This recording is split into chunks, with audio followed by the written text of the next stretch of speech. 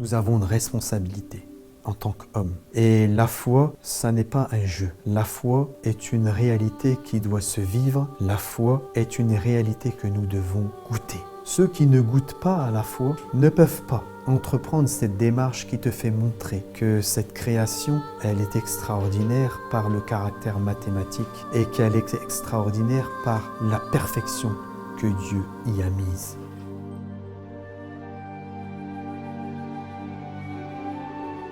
Si le peuple palestinien aujourd'hui a cette attitude, c'est parce qu'il est imprégné par la foi de l'islam. Il est imprégné par la foi authentique de l'islam, ou il est imprégné par la foi de l'islam authentique. L'islam qui descend sur le cœur, l'islam qui se révèle, l'islam de l'inspiration. L'islam qui n'est autre que la foi de tous les prophètes. Et cet islam, il est extraordinaire parce que lorsque nous en avons la vision dont le messager était le témoin, c'est-à-dire pas uniquement d'une religion avec des préceptes et une jurisprudence, mais plutôt la vision de l'universalité de la foi. C'est ça l'islam. Et c'est pour ça que dans le Coran, il est précisé que Abraham était le premier des musulmans. C'est à cette foi-là qu'il est fait référence et que ce verset fait référence. Et c'est cet islam-là en lequel nous avons la foi et pas en un autre islam que celui-ci. Il est important de le réitérer et de le rappeler, tout comme nous disons que nous adorons un Dieu unique, un Dieu qui est partagé par toutes les créatures et par toutes les foi et par toutes les religions, et qu'il n'y a pas 1, 2, 3, 4 dieux, celui des chrétiens, celui des juifs, celui des musulmans. Il n'y a qu'un seul islam, c'est l'islam de tous les hommes.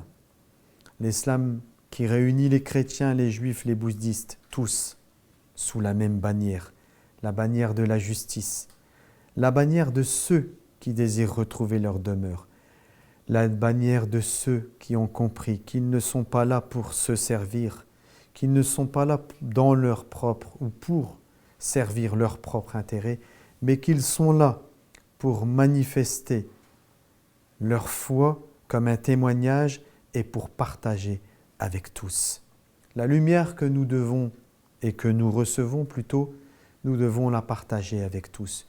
Nous devons en témoigner, tout comme ce soleil brille et qu'il partage sa lumière et sa chaleur avec tous les hommes.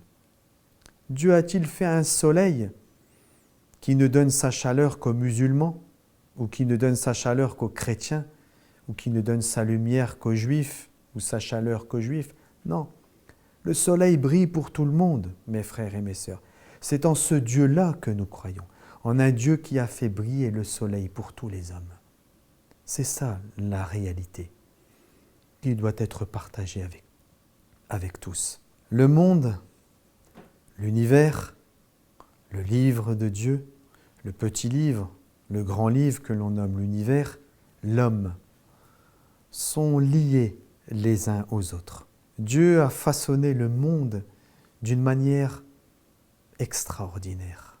Pour un chercheur, pour quelqu'un qui s'interroge, comme Dieu nous l'enseigne, de nous interroger, de réfléchir sur la création des cieux et de la terre, de regarder les étoiles, la lune, tout ce qui compose l'univers, comment nous avons été constitués.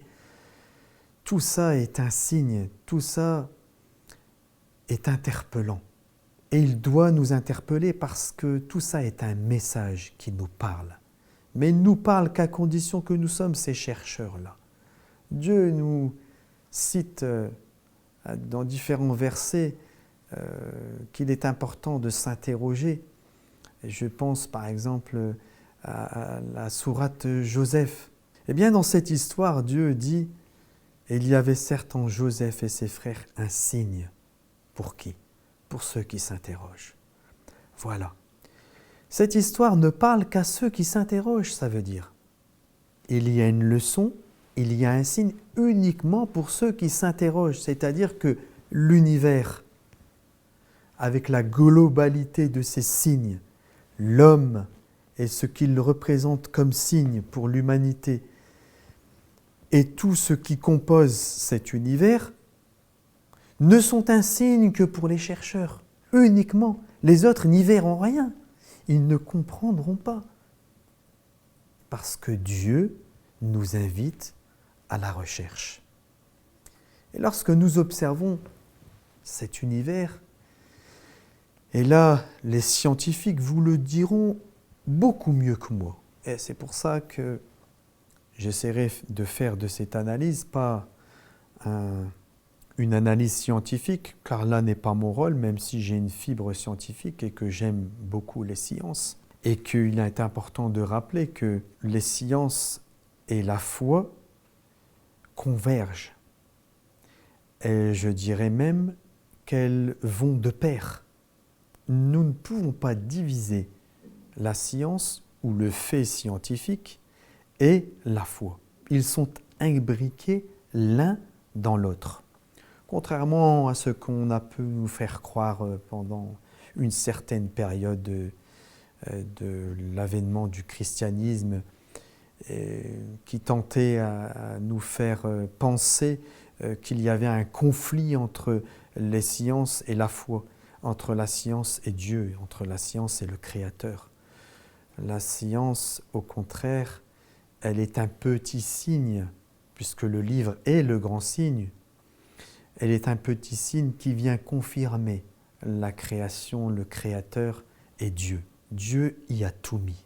Il dit dans son livre qu'il a dénombré toutes choses dans le livre. Il dit encore qu'il a dénombré toutes choses dans un guide apparent. Un guide apparent qui est le livre, qui est l'homme, c'est-à-dire le prophète, et qui est l'univers. Dénombré. Toute chose a été dénombrée. Tout ceci résonne avec un mot que je mets et qui est le mot mathématique. La création est mathématique. L'univers est mathématique. Le Créateur a créé avec les mathématiques. C'est pour cette raison-là que lorsque vous regardez et que vous êtes un scientifique et que vous observez l'univers, par exemple, il y a l'histoire des fractales, ce modèle que l'on retrouve dans toutes les particularités de l'univers, dans l'infiniment petit comme dans l'infiniment grand. Les planètes qui gravitent, le soleil qui vogue, la lune qui vogue, avec une perfection extraordinaire. Tellement extraordinaire que les scientifiques, lorsqu'ils ils font leurs calculs, c'est avec une précision qui est de, pour ceux qui connaissent un petit peu les mathématiques, 10 puissance, c'est-à-dire avec des milliers de chiffres après la virgule du nombre qui est cité. Tellement c'est extraordinaire. Et le livre de Dieu, nous l'avons déjà abordé dans beaucoup de vidéos, il est mathématique à l'image de l'univers et à l'image de l'homme. Et ces mathématiques sont palpables à travers cette découverte qui avait été faite dans les années 70, je crois 1975-74, par un frère,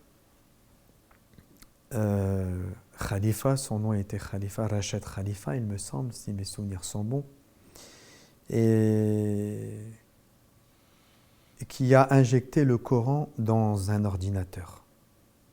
Et en injectant le Coran dans l'ordinateur lui a sorti quelque chose de stupéfiant. C'était que le livre était verrouillé par un code ou par un nombre qui est le nombre 19. Alors, comme vous le savez, pour ceux qui connaissent un peu les mathématiques, le nombre 19 est un nombre premier, c'est-à-dire c'est un nombre qui n'est divisible que par 1 et par lui-même. Donc ça veut dire que les chiffres, les nombres qui sont divisibles par 19 sont beaucoup plus rares que d'autres chiffres, bien que 19 n'est pas le seul nombre premier, bien sûr. Mais ce qui est extraordinaire et qui défie toutes les probabilités, là on rentre dans le monde de l'impossible, mais bien sûr, c'est pour ça qu'il nous faut la foi. Le chiffre 19 se retrouve partout dans le livre. Le nombre des sourates, le nombre de lettres à l'intérieur d'une sourate, les lettres qui sont en début de certaines sourates, qui viennent confirmer à chaque fois que ce chiffre ou ce nombre est divisible par 19. Et il y en a encore beaucoup comme ça de phénomènes avec le chiffre 19 dans le livre de Dieu, qui montre que ce livre ne peut pas être un livre qui a été écrit par une main humaine. Le Coran ne peut pas être humain, tout comme la création ne peut pas être humaine, tout comme la création ne peut pas être le fruit d'un hasard. Un vrai mathématicien, il ne peut que croire en Dieu, mes frères et mes sœurs. Ce n'est pas possible autrement. Eh bien, ce livre, ce Coran, avec ce chiffre 19, comme je vous le disais, il y a beaucoup de particularités. Et l'une d'entre elles que je n'ai peut-être pas soulevée, c'est qu'il y a un moment dans le livre de Dieu, il y a un verset où Dieu évoque la ville de la Mecque. Mais bizarrement, je le mets entre guillemets, ce n'est pas le mot Mecca qui est évoqué, mais le mot Bekka avec un ba au lieu d'un mime. Alors, bien sûr, ceci laisse place à toutes les interprétations de ceux qui interprètent. Nous ne sommes pas, et nous ne sommes pas de l'école qui fait des interprétations, nous sommes plutôt de l'école qui recherche l'inspiration. Parce que les interprétations, elles peuvent diverger, elles sont sujettes à diviser aussi. Ces interprétations pouvaient dire ou prétendre que, par exemple, il ne faisait pas référence à la Mecque, mais qu'il faisait référence à une autre ville. Enfin, il y a différentes hypothèses qui sont émises par les différentes interprétations.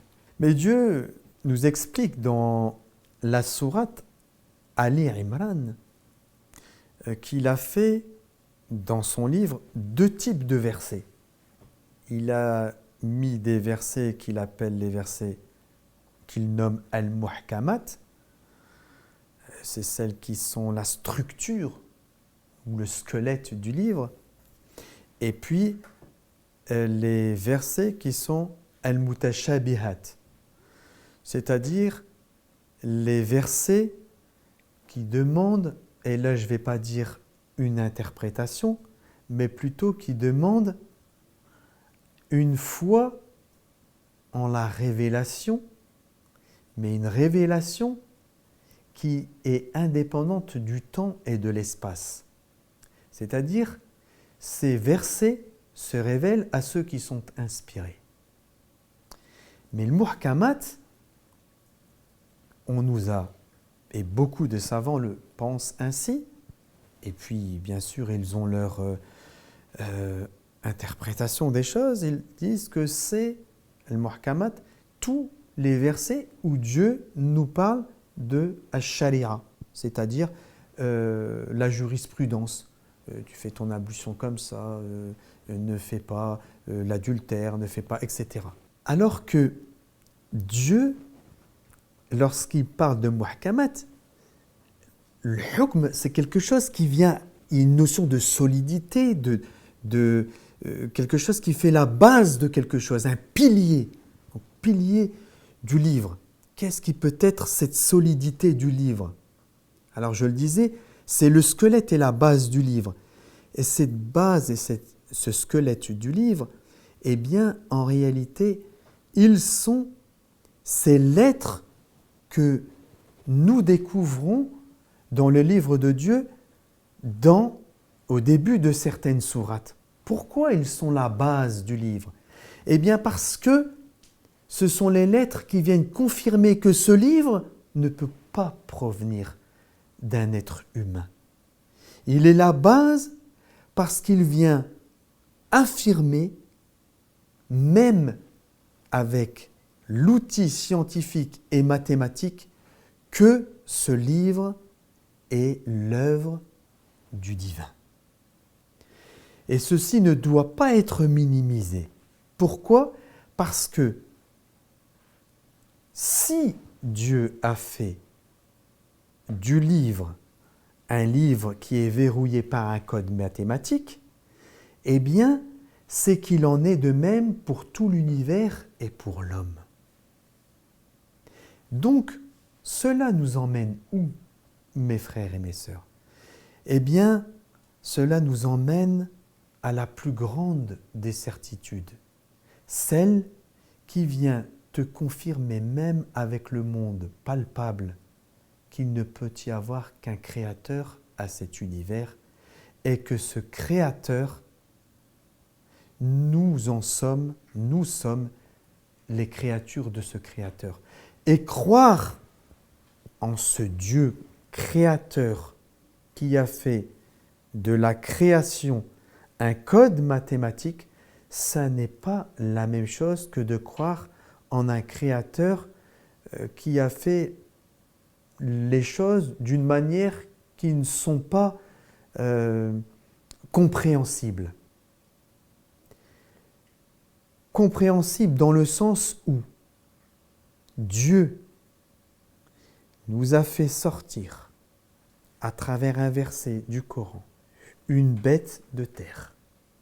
Il dit qu'un jour, il fera sortir une bête de terre.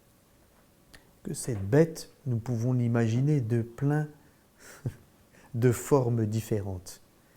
Mais cette bête, si nous analysons bien les versets du Coran et que nous sommes inspirés, que nous avons la foi des prophètes, eh bien, elle se révèle, elle apparaît.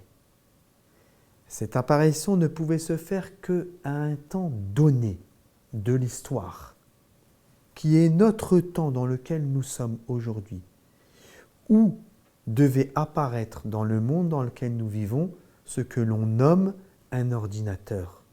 Un ordinateur qui a été fait, créé à partir de silicium, de la terre. Une bête, un ordinateur sorti de terre. Et qui, lorsque le verset le dit, sortira, eh bien, il parlera. Cette bête parlera et elle dira que les gens étaient détournés et ce que les gens disaient. Tout ça pour vous dire que les mathématiques parlent aujourd'hui et l'ordinateur, à travers les mathématiques aujourd'hui, parle et il nous confirme que la foi est une réalité palpable. Elle est une réalité spirituelle et elle est une réalité palpable. Elle est une réalité qui sauve. Elle est une réalité que nous ne devons pas minimiser parce qu'elle est celle qui conduit l'homme à la vraie liberté. Elle est celle qui conduit l'homme à sa réalité. Elle est celle qui conduit l'homme vers sa demeure ultime, celle pour laquelle il a été créé.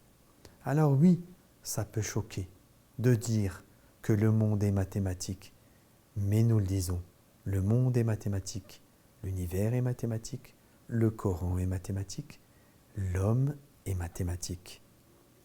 Et c'est ce Dieu qui a fait les choses parfaitement et qui a dénombré toutes choses, qui est le créateur de toutes choses, qui a fait les choses et qui a créé ainsi.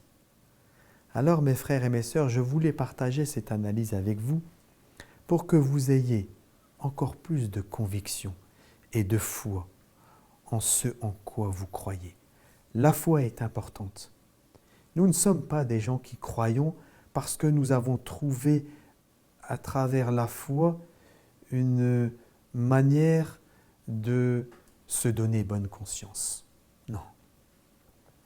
Nous avons une responsabilité en tant qu'hommes. Et la foi, ça n'est pas un jeu. La foi est une réalité qui doit se vivre. La foi est une réalité que nous devons goûter. Ceux qui ne goûtent pas à la foi ne peuvent pas entreprendre cette démarche qui te fait montrer que cette création, elle est extraordinaire par le caractère mathématique et qu'elle est extraordinaire par la perfection que Dieu y a mise. Il n'y a que celui qui a un cœur qui recherche l'inspiration, qui recherche à adorer véritablement le Dieu unique, qui puisse entrevoir et percevoir ces réalités-là. Mes frères et mes sœurs, les mathématiques ne sont là que pour nous confirmer, mais elles ne sont pas celles qui donnent la foi. La foi naît avant les mathématiques. C'est cette foi-là que nous avons. Et c'est cette foi-là dont nous aimerions être les témoins. Mes frères et mes sœurs, il est important, il est essentiel que nous revenions à la foi des prophètes. Croyons-nous véritablement ces prophètes? Croyons-nous vraiment au Dieu unique? Croyons-nous vraiment en la révélation? Ce sont des questions que nous devons nous poser.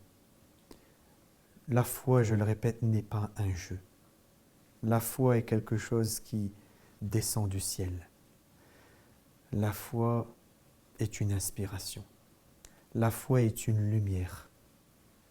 Celui qui veut adorer Dieu avec l'intelligence, avec le raisonnement logique, il n'adore pas le Dieu d'Abraham, le Dieu d'Adam, le Dieu de Noé, le Dieu de Jésus, le Dieu de Moïse et le Dieu de Mohammed.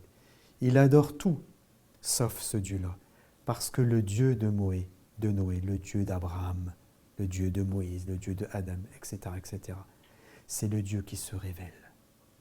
C'est le Dieu qui inspire, qui fait descendre plutôt l'inspiration sur le cœur des hommes, afin qu'ils puissent retrouver le chemin de la félicité, le chemin qui les mènera à leur demeure. Le raisonnement n'est là que pour nous perturber. Le raisonnement n'est là que pour nous donner des doutes. Le raisonnement n'est là que pour nous pousser à faire des injustices. Et c'est ainsi que je conclurai cette analyse. Qu'est-ce qui pousse aujourd'hui les hommes à faire des injustices? C'est un raisonnement. C'est une logique. Je fais parce que. Ils ne sont pas guidés par l'amour. Les gens qui agissent ainsi, ils ne sont pas guidés par la révélation. Ils ne sont pas guidés par l'inspiration. Ils sont guidés par un raisonnement. Tous les raisonnements te mèneront à justifier la guerre, l'injustice, le meurtre, le crime. Tous les raisonnements te mèneront à ça.